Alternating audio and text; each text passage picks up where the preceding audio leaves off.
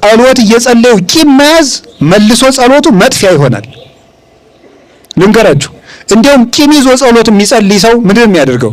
ቂም ይዞ ሳይታረቅ የሚጸልይ ሰው ጸሎቱ ቤተክርስቲያኑ ስለቆመ ለአንድ ሰው ነው የሚሆነው። ልክ ሁለት ውሾች፣ አንዱ ውሻ ይላል አባ ጊዮርጊስ፣ አንዱ ውሻ ባፉ እንጀራ ይዞ አንደኛው ደግሞ ባዶውን ሆኖ ካፉ ቀምቶ ሊጎርስ ያኛው ሲሮጥ ይሄ ሲከተል፣ ያኛው ሲሮጥ ይሄ ሲከተል፣ ያኛው ሲሮጥ ይሄ ሲከተል ወንዝ ላይ ይደርሳል።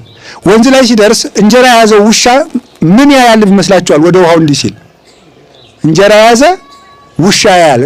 ሌላ ውሻ ነው ራሱ ነው። ከዚያ የዚያኛውን እቀማለሁ ብሎ ምን ያደርገዋል? ሲል ምን ይሆናል? ይወድቃል። ማን ይበላዋል?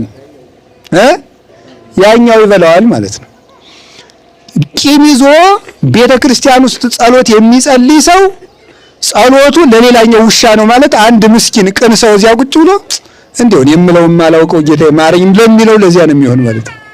ለዚህኛው ውሻ ይሆናል። ሁላችንም እንግዲህ ውሻ ነን፣ ግን ለዚህኛው ውሻ ይሆናል። እንደዚያ እንዳይሆን ቂማችን አውልቀን ስንተው አዲስ ሰው እንሆናለን።